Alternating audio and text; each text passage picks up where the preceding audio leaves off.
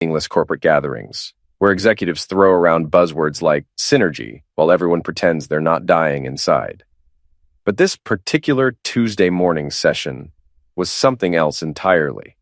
The kind of disaster that becomes an unbelievable cautionary tale.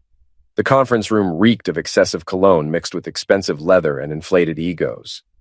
I sat reviewing quarterly reports I'd perfected until 2 a.m. when Gerald Bradford, my father-in-law and CEO, made his dramatic entrance. His face already displayed that dangerous shade of crimson that signaled impending chaos. He didn't ease into anything. Gerald slammed his hand on the mahogany table hard enough to leave psychological damage and barked, "You've got 5 minutes to clear out your desk." 5 minutes. Like I was some intern who'd accidentally sent confidential data company-wide, not someone who'd spent 6 years building the infrastructure keeping this place operational. The silence hit like a physical force. 12 executives froze mid-motion while someone's coffee cup clinked against a saucer like a gunshot. I could practically hear everyone calculating whether to look at me or away. Here's what I didn't do: argue, defend myself, or beg. I'd watched too many people scramble for dignity while it slipped away. Instead, I smiled, a small, knowing smile that said, "You have no idea what you've started." I stood slowly and began packing methodically. My quarterly report showing 340% efficiency increases, project plans mapping 3 years of development, team evaluations proving every person in my department exceeded expectations. Gerald stood there like a peacock displaying feathers, clearly expecting me to crumble. When I finished packing, I turned to face him directly and said 2 quiet words. "Thank you." The silence somehow intensified. Executives blinked in confusion. Trying to process why someone just fired was expressing gratitude. Gerald's smirk widened. He thought he'd won. He had absolutely no comprehension that my thank you wasn't for the job I'd lost, but for the freedom I'd gained, or that his witnesses and lack of proper procedure had just handed me a legal nuclear weapon. As I walked toward the door, some of the sharper executives looked concerned. Lisa Thompson from legal looked like she'd witnessed a slow-motion car crash. Kevin Wu from finance had gone pale. They knew firing your chief technical officer publicly without proper documentation wasn't just bad form. It was a legal disaster with a short fuse. I wish I could say I'd orchestrated what happened next, but honestly, I was just trying to reach the elevator before my composure cracked. 20 feet down the hallway, I heard it, chairs squeaking, multiple footsteps, following me. I turned around. Nathan Kim was first. Senior engineer, brilliant developer. He had his laptop bag over his shoulder and security badge in hand. He caught my eye and nodded. Behind him came Maya Rodriguez, our lead data scientist who'd turned down Google and Amazon offers. Then came Jordan Hayes, our systems architect. And they kept coming. Within minutes, 22 people were following me down that hallway. 22 colleagues, friends, people I'd hired and trained. The squeaking chairs became a chorus announcing each defection. People who weren't even in my department stopped working to watch, mouths hanging open. Through the glass walls, I saw Gerald and the executives scrambling to the windows. Gerald's expression journeyed through confusion, disbelief, then a forced chuckle that screamed, "I've made a terrible mistake." "Let them go," he announced dismissively. "Dead weight." 22 of the most talented people in the company, the ones who actually understood how systems worked, who held institutional knowledge, dead weight. Lisa Thompson turned what I can only describe as, "Oh crap, white." Kevin Wu looked like his mental calculations weren't producing good numbers. Even Anderson from operations, usually unflappable, had his hand on his forehead. We walked in this solemn procession past the reception desk where Olivia stared open-mouthed. "Have a good day, Olivia," I said pleasantly. Somehow we all fit in the elevator. Someone started humming the Great Escape theme. Nervous, exhilarated laughter filled the cramped space. "Anyone have a plan?" Nathan asked as we descended. "Working on it," I said with more confidence than I felt. Later, I learned that Lisa had literally choked on her green smoothie watching us leave. She'd slammed her folder and snapped, "Call a lawyer, now!" Gerald's face apparently went through an entire emotional journey in 3 seconds. Lisa speedwalked to HR in her heels, burst through the doors, and demanded, "Pull Derek Harrison's employment contract now, and the severance calculation spreadsheet. And someone tell me someone documented proper protocol before he was fired." The silence was deafening. Nobody had checked because the CEO made a decision, and everyone fell in line. My contract had a clause my lawyer insisted on 6 years ago: standard severance if terminated without cause, But if terminated in a manner considered humiliating or damaging to professional reputation, the severance multiplied significantly. What's more humiliating than being told you have 5 minutes in front of 12 witnesses? Lisa read the clause 3 times, progressively paler. Then she ran the severance calculations. How much? Gerald asked, finally sounding worried. Best case scenario, assuming he doesn't sue for additional damages, $640,000 plus full benefits for 18 months, plus immediate stock option vesting, plus a mutual non-disparagement agreement. And honestly, I'd recommend we don't say anything about him at all. The number hung in the air. Lisa continued. Worst case, he lawyers up and sues for wrongful termination, hostile work environment, intentional infliction of emotional distress, and reputation damage. We have 12 witnesses who saw you humiliate him. We have 22 employees who walked out as evidence of culture problems. Plus, social media, this is probably already spreading. She wasn't wrong. My phone was already buzzing. Plus, Lisa continued, those 22 employees who walked out, if they claim constructive discharge, we could face 22 separate legal actions. Kevin Wu actually had to sit down during this conversation. But he said thank you, Gerald protested weakly. Doesn't that show he accepted it gracefully? Lisa laughed, not a happy laugh. That shows he's smart enough not to lose his temper in front of witnesses, which makes him more credible. A judge will see a man who kept composure during humiliating public termination, then see the CEO who created that situation. Guess which looks more sympathetic? The boardroom had transformed from triumphant efficiency to legal disaster in 15 minutes. Executives were already making excuses to flee. What do we do? Gerald asked quietly. Lisa straightened her suit. We call our insurance company, activate our directors and officers' liability policy, and pray. Then call your personal attorney. Then draft a generous severance offer and hope he takes it before talking to his own lawyers. She paused at the door. And Gerald, next time you want to fire someone for dramatic effect, run it by legal first. Standing in the parking lot with 22 other suddenly unemployed people, we experienced that weird moment where you can't tell if you're having a breakdown or the best day of your life. Carlos from facilities started clapping. About damn time someone stood up to that idiot. I've watched him treat people like garbage for years. Ashley from the mailroom joined in. He made me cry in front of the entire shipping department last month. More people emerged. Security guards, admin assistants. Someone whistled. Eddie the janitor raised his mop like a revolutionary flag. Solidarity! He yelled. I started laughing. Genuine, full-belly laughter releasing 6 years of accumulated stress. I wasn't humiliated, I said aloud. I'm a legend. Damn right you are, Carlos confirmed, still clapping. My phone started its seizure of notifications. By the time we reached McDonald's, it sounded like a microwave full of forks. The Titan Systems Slack workspace was having a complete meltdown. 247 unread messages in 30 minutes. Did Harrison really just quit? Not quit. Fired, in front of everyone. 22 people walked out. That's illegal, right? Lisa from legal is losing it upstairs.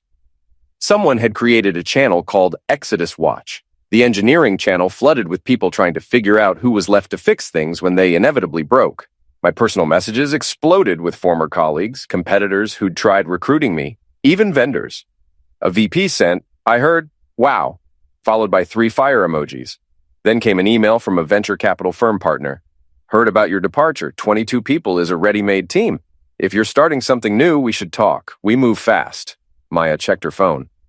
This guy is legit. Summit Ventures. They funded 3 unicorns in 2 years. He thinks you accidentally created a startup. I didn't create a startup, I protested. I got fired and people felt bad. That's not what this looks like from outside, Nathan said.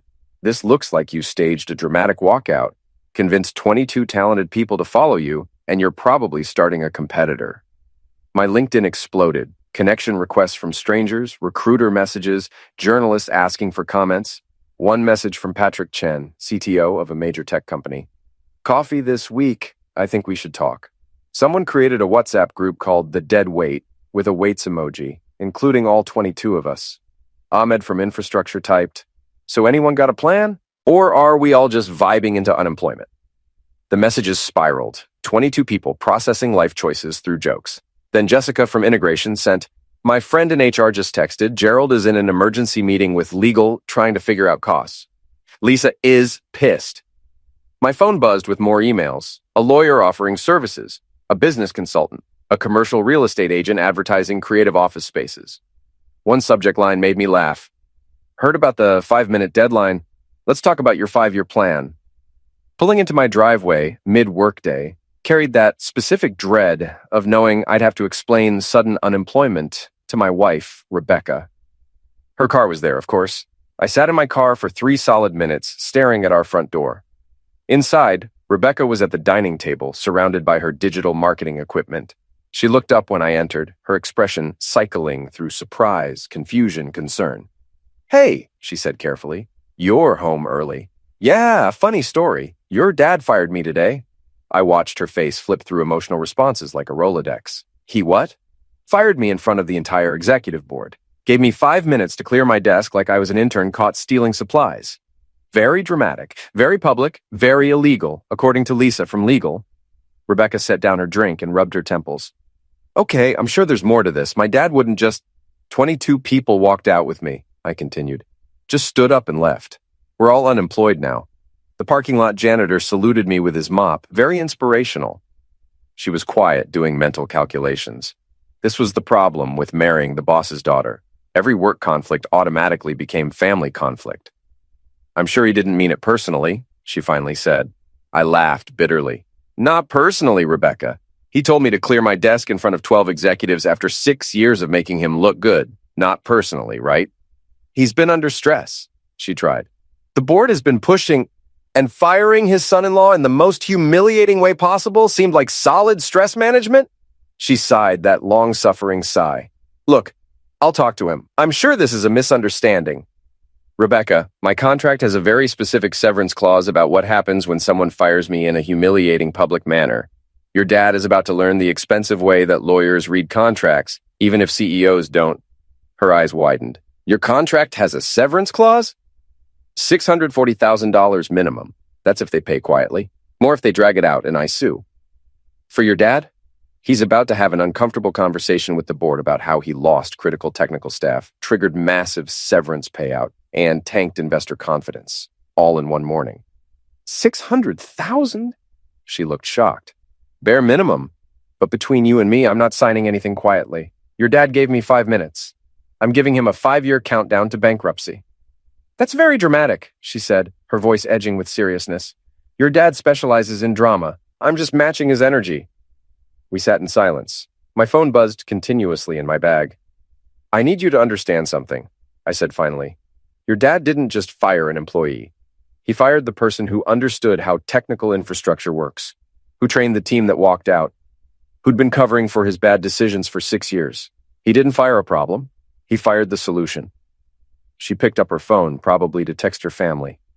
"He's still my father." "I know, and I'm still your husband, so you get to navigate that conflict. But here's the thing, I'm not the one who created this problem. He fired me. He made this mess." My phone rang. Unknown number. I let it go to voicemail. 3 seconds later, another call. "Popular guy," Rebecca said. "Apparently unemployment looks good on me.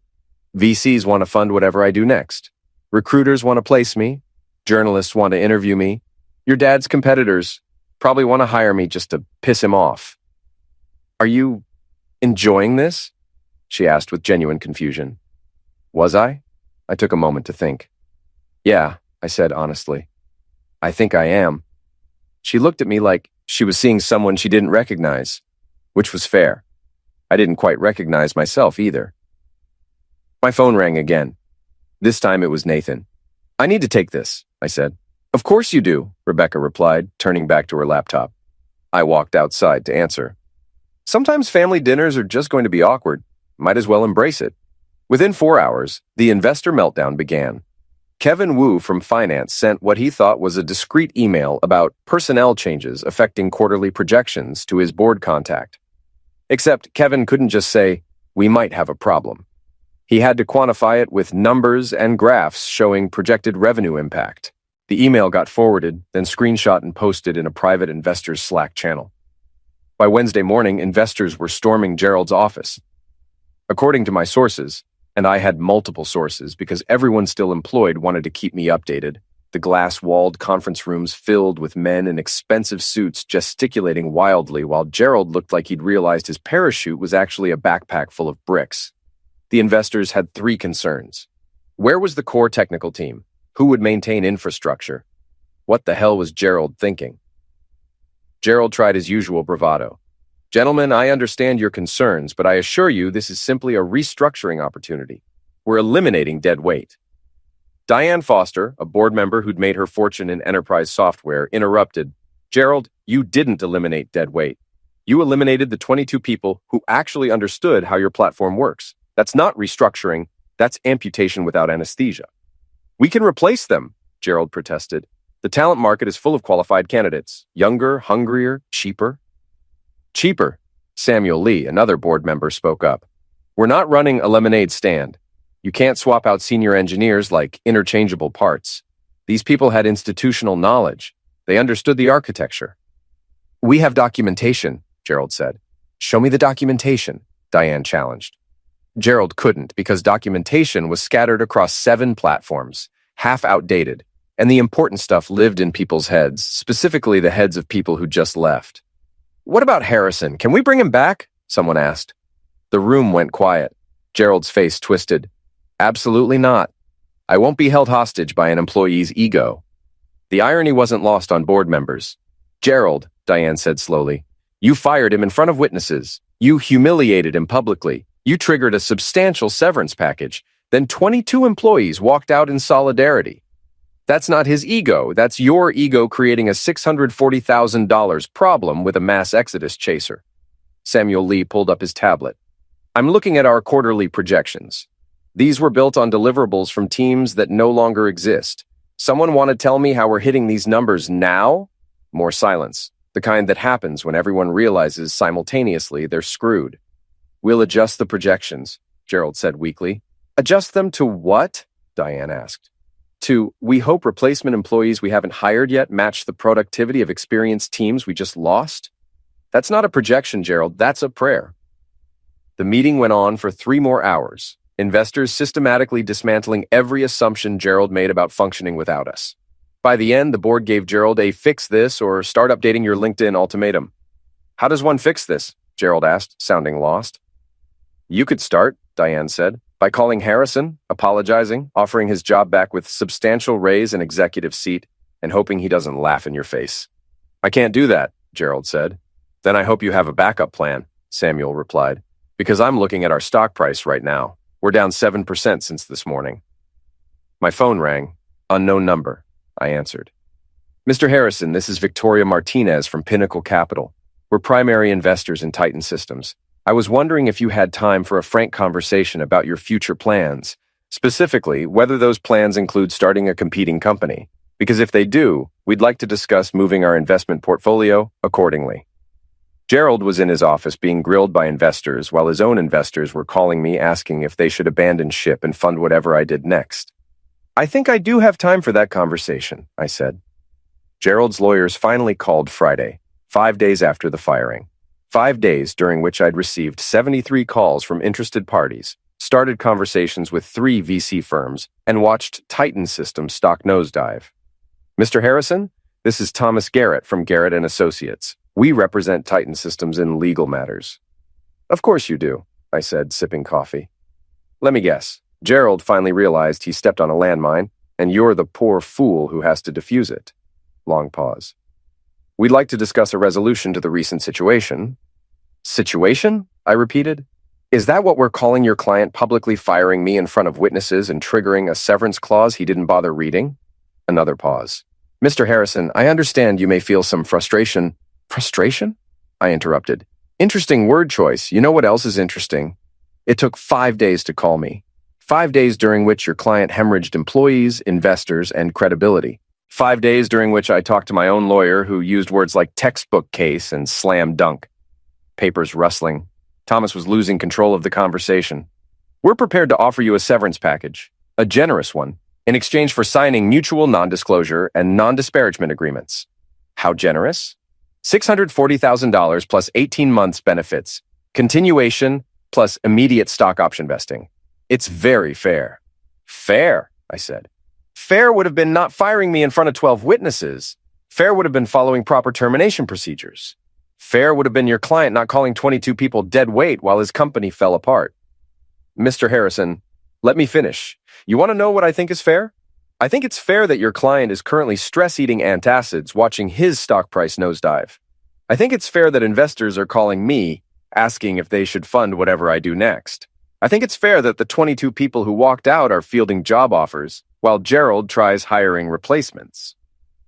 Beautiful silence. $640,000 is what the contract says I get automatically.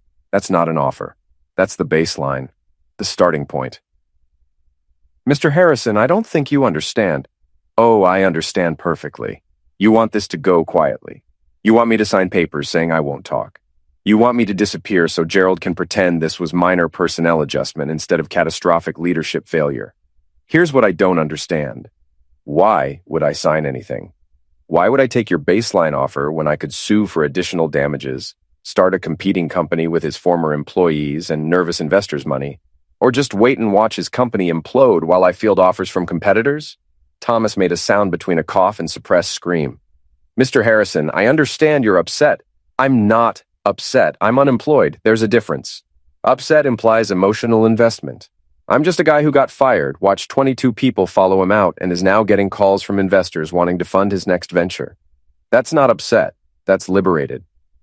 Your wife is Mr. Bradford's daughter, Thomas said, changing tactics. Surely you want to resolve this amicably for family reasons. I laughed. Let me tell you about family reasons. My wife spent 5 days trying to convince me her father didn't mean it personally when he publicly humiliated me. Family reasons are exactly why I'm not interested in making this easy for Gerald. Are you saying you're divorcing your wife? I'm saying using my marriage as emotional blackmail isn't the brilliant negotiation strategy you think it is. More paper rustling. What would it take for you to accept the severance package and sign agreements? I took another sip of coffee. You want to know what it would take? Your client fired me in surround sound. 12 executives heard him. Then 22 employees walked out. The parking lot janitor saluted me with a mop. That's 12 witnesses, plus 22 more, plus general awesomeness. Do you understand what you're dealing with? I understand there are complications. Complications, I interrupted. Your client created a legal disaster so comprehensive it could be a case study in what not to do. I've had 3 employment lawyers reach out offering pro bono work just for publicity. Pro bono. Do you know how bad you have to screw up for lawyers to work for free? Thomas sighed. The sigh of someone whose Friday just got significantly worse. What do you want? I want Gerald to understand that you can't treat people like disposable assets and expect them to quietly disappear. I want him to understand actions have consequences. I want him to understand the 22 people he called dead weight were actually load-bearing walls. Pause. That's not a negotiable request. No, but you asked what I wanted. I paused. Here's what I'll actually accept. Double the severance. $1.28 million. No non-disparagement clause. I'll agree not to actively trash talk, but I'm not promising silence if asked about my experience. No NDA. What happened was public. You can't unring that bell. And a written apology from Gerald, acknowledging the termination, was handled inappropriately. Silence stretched so long I thought the call dropped. That's not a reasonable counteroffer, Thomas finally said. Sure it is. It's completely reasonable compared to what I could get if I sue. My lawyer estimated $2 million in wrongful termination plus damages plus legal fees. So $1.28 million with no trial, no publicity, no drawn-out battle. That's a bargain. That's me being generous because it's Friday and I'm in a good mood. I'll have to discuss this with my client. Take your time. Every day Gerald waits is another day his stock drops. Employees jump ship. Investors lose confidence. I'm unemployed. I've got nothing but time. Meanwhile, he's watching his empire crumble. Different pressure situations. Mr. Harrison, I strongly encourage you to reconsider... Thomas, I interrupted. Can I call you Thomas? Your client gave me 5 minutes to clear out. I gave him a 5-year countdown to bankruptcy. We're already at day 5 and he's not looking great. Maybe you should encourage him to take the deal before the countdown gets shorter. I hung up before he could respond and texted Nathan. Gerald's lawyers just called. They sound like they've been dragged through gravel. His response, please tell me you made them cry. Not cry, but definitely regret their career choices. Within a week, we had office space, a dingy warehouse in the industrial district that smelled like old pizza and broken dreams. Lights flickered, bathroom door didn't lock, Mysterious carpet stain nobody investigated. But it had heart. Character. Significantly cheaper rent than the business district. The 22 who'd followed me weren't just co-workers anymore. They were co-founders. Partners. We stood in that warehouse Monday morning looking at flickering lights. This is either the best decision we've ever made or we're all living in our parents' basements by Christmas, Jordan said. Why not both? Maya replied. Everyone laughed. We called ourselves Forge Dynamics. The name came from a late-night brainstorming session with cheap beer and intoxicating possibility. Forge, building something new, something better. Dynamics, because we were dynamic, adaptive, not stuck in old corporate rigidity. Our slogan, we don't fire family in 5 minutes.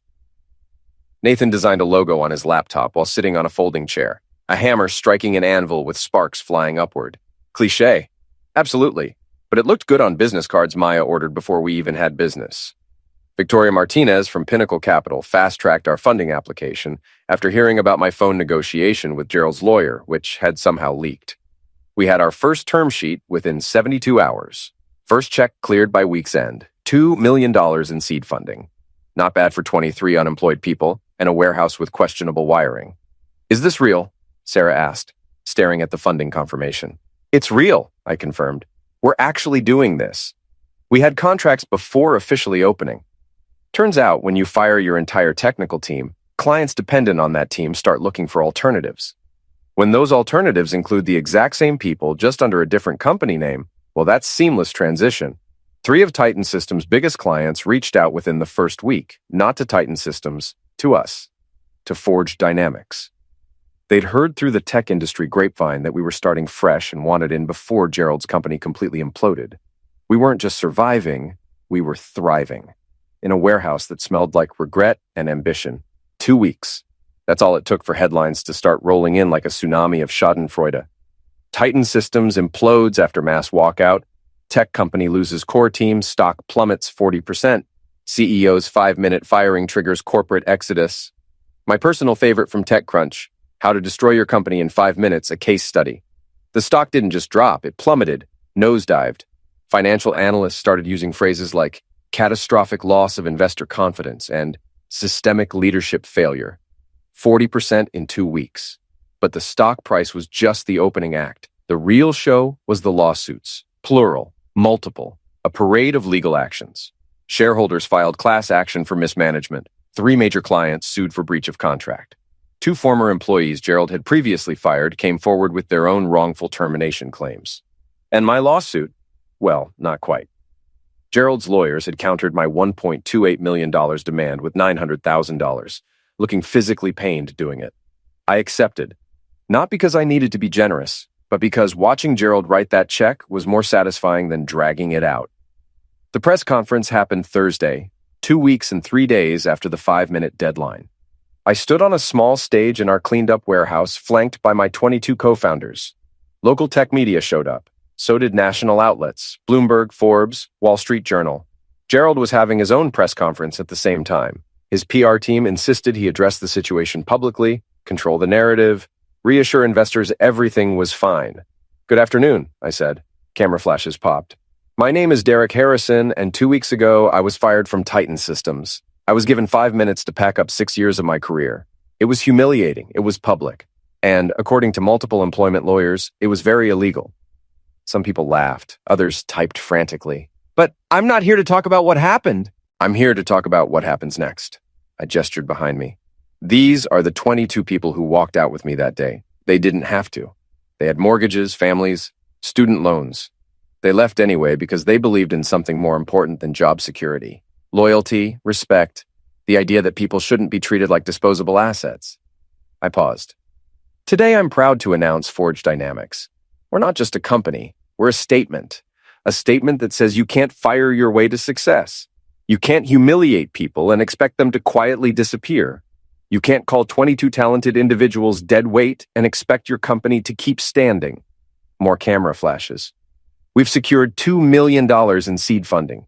We've signed contracts with 3 major clients. Clients who, coincidentally, used to work with Titan Systems.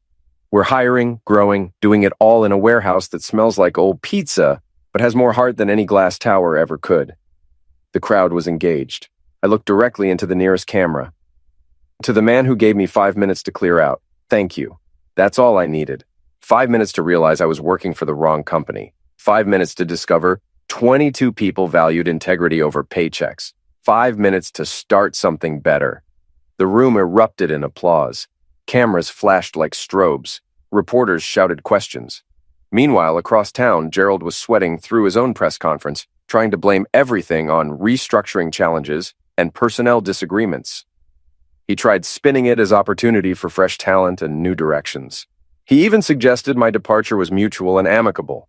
Nobody bought it, not with the stock price speaking louder than his statements, not with lawsuits piling up, not with his former employees holding a competing press conference looking happy, funded, and successful, while he looked like someone watching his legacy circle the drain. Questions from his conference apparently got brutal. Is it true you called your former employees dead weight? Can you explain why 22 people left simultaneously? How do you respond to claims your company can't function without the technical team? Gerald stammered through answers that satisfied nobody, made excuses that convinced no one. By Friday, the board called an emergency meeting. By Monday, Gerald Bradford was no longer CEO of Titan Systems. The official statement said he was stepping down to pursue other opportunities. Corporate speak for, "We fired him before he destroyed what's left." The irony was delicious. The man who'd fired me in 5 minutes had just been fired himself. Except it took the board 3 hours of deliberation and significantly more paperwork. I was sitting in my warehouse office when the news broke. Nathan burst in waving his phone. "He's out! The board fired him!" The entire office erupted in cheers. Someone popped cheap champagne and suddenly we were celebrating. My phone rang. Rebecca. I stepped outside. "You heard," she said. Not a question. I heard. Silence. Then, "Are you happy?" I thought about it. "I'm satisfied. There's a difference." "He's devastated," she said quietly. "He devastated himself. I didn't fire him. The board did. His investors did. His own decisions did. I just existed and built something better." Another pause. "My mother wants to know if you're coming to Sunday dinner." I laughed at the absurdity. "Is your father going to be there?" "Probably." "Then probably not, at least not for a while.